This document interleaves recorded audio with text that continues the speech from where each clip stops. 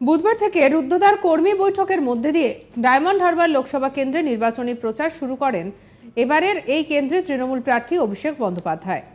আর তারপরই অভিষেক বন্দ্যোপাধ্যায়ের এই কর্মী সভাকে কটাক্ষ করতে ছাড়েননি বিরোধী দলনেতা শুভেন্দু অধিকারী। তিনি বলেন, তৃণমূল লুট করলেই লিড পাবেন, লুট না হলে ভোট পাবে না।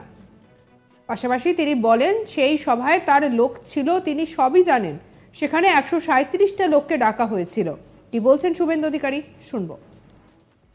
লুট করলেই লিড পাবে না, লুট যদি না হয় উনি লিড পাবেন না, ওনার বিরুদ্ধে ভোট হবে। কে দাঁড়িয়েছে বড় কথা নয়। আর ওনার মিটিংয়ে উনি আজকে 137 জনকে ডেকেছিলেন। মিটিংয়ে আমার লোক ছিল, আমি সব জানি। প্রসঙ্গত, এত পরিষেবা দেওয়ার পরও কেন ডায়মন্ড হারবারের কয়েকটি বুথ পুরসভার ওয়ার্ডে আইএসএফ বিজেপির লিড পাচ্ছে? দলীয় কর্মী বৈঠকে ডায়মন্ড হারবারের কর্মী বৈঠকের দলের নেতৃত্বদের কাছে এই প্রশ্নের উত্তর চাইলেই ডায়মন্ড হারবার লোকসভা কেন্দ্রের বিদায়ী সাংসদ অভিষেক বন্দ্যোপাধ্যায় বুধবার থেকে রুদ্ধদ্বার কর্মী বৈঠকের মধ্যে দিয়ে ডায়মন্ড হারবার কেন্দ্রের লোকসভা কেন্দ্রের নির্বাচনী প্রচার শুরু করলেন এবারের এই কেন্দ্রের তৃণমূল প্রার্থী। আর কর্মী বৈঠকে দলের কোথায় কোথায় খামতি রয়েছে সেই বিষয় নিয়ে বিশ্লেষণ করেন তিনি। আরও বেশি করে মানুষের কাছে যাওয়ার নির্দেশ দিয়েছেন কর্মীদের। কি কি সমস্যা রয়েছে, মানুষের চাহিদা রয়েছে, সেই সম্পর্কে জানার নির্দেশ দিয়েছেন। জনগণই তৃণমূলের আসল শক্তি, সেই বার্তা দিয়েছেন অভিষেক। লোকসভা ভোটে ডায়মন্ড হারবারে জয়ের টার্গেট বেঁধে দিয়েছেন অভিষেক বন্দ্যোপাধ্যায়। আর সেই টার্গেট পূরণ না হলে কাউন্সিলর আর ওয়ার্ড প্রেসিডেন্টদের বিরুদ্ধে কড়া ব্যবস্থা নেওয়ার হুঁশিয়ারিও দিয়েছেন।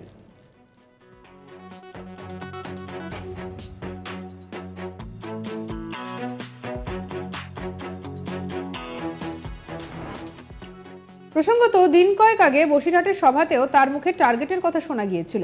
কিছুদিন আগে নিজের লোকসভা কেন্দ্রে বার্ধক্য ভাতা প্রদান অনুষ্ঠানে এসেও 4 লক্ষের লিডের জেতার টার্গেটের কথা জানিয়েছেন তিনি।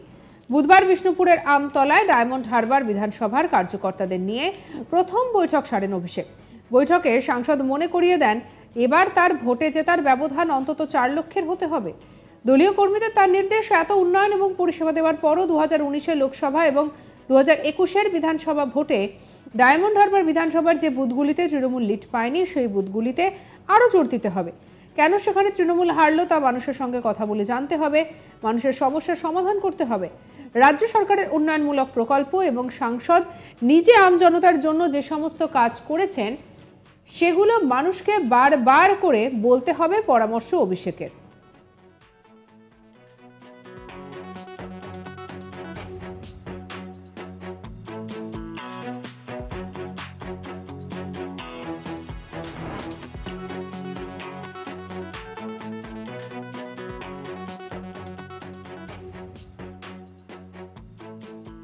ডায়মন্ড হারবার পুরসভার 4, 6, 9 এবং 16 এই ওয়ার্ডে গত নির্বাচনে কেন ফল খারাপ হলো সেই ব্যাপারে প্রশ্ন তুলেছেন অভিষেক। অর্থাৎ সব মিলিয়ে লোকসভা ভোটের আগে একেবারে অভিষেক তেড়ে ফুঁড়ে উঠেছেন।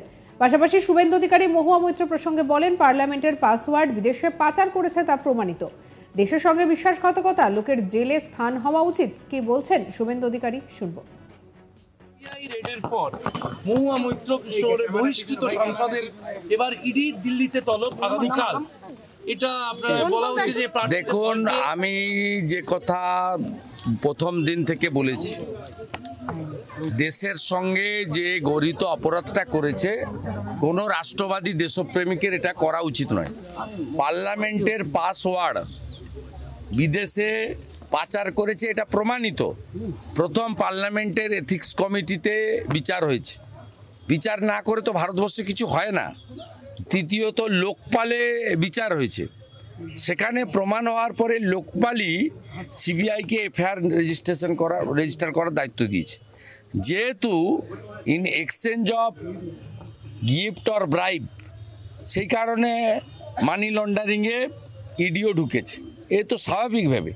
তাই শুধু সাংসদ পদ রদ করা নয়, এই রকম দেশের সঙ্গে বিশ্বাসঘাতকতা করা মানুষের জেলে স্থান হওয়া উচিত। তাই একটা সময় 2G স্পেকট্রাম কেসে যদি করুণানিধিজি প্রয়াত, তার মেয়ে গ্রেপ্তার হতে পারে কানি মাঝিজি, যদি দিল্লি লিকার স্ক্যামে মুখ্যমন্ত্রীর কন্যা এবং বিআরএসের নেত্রী কবিতা গ্রেপ্তার হতে পারে, তাহলে মহুয়া মৈত্র এই অবৈধ কাজের জন্য তার গ্রেপ্তার হওয়া উচিত। এটা ভারতবর্ষের আইন বলে আমরা এটাকে সমর্থন করি।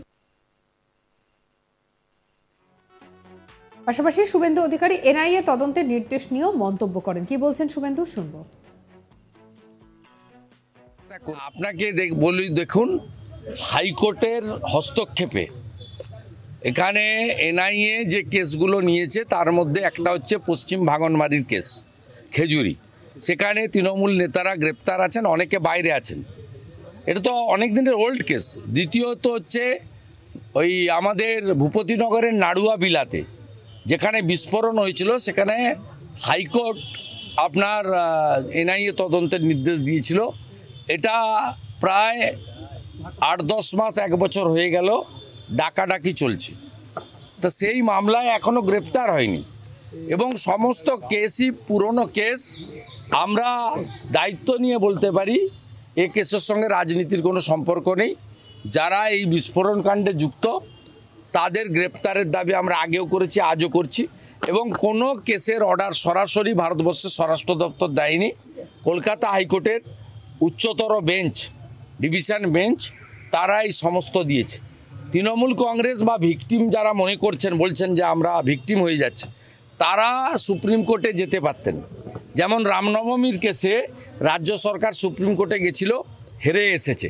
সেই কারণেই ডালখোলাতে 17 জন রাম ভক্তদের উপর ইঁট এবং পাথর ছোঁড়ারা জেলে আছে।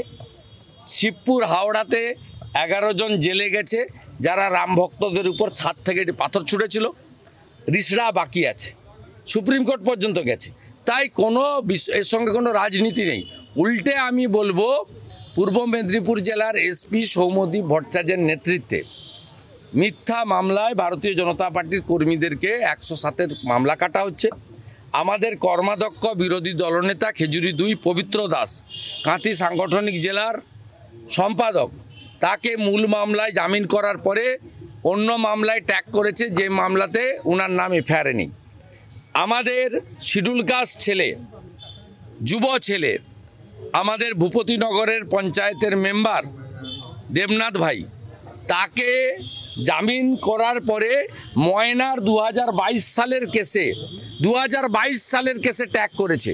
আমরাও আগামী সোমবার কলকাতা হাইকোর্টে এই এসপি সৌম্যদীপ ভট্টাচার্যের বিরুদ্ধে, তার পুলিশের বিরুদ্ধে আমরা একাধিক রিট করতে চলেছি। আপনাকে বলি, দেখুন, হাইকোর্টের হস্তক্ষেপে এখানে এনআইএ যে কেসগুলো নিয়েছে তার মধ্যে একটা হচ্ছে পশ্চিম ভাঙনমারির কেস, খেজুরি।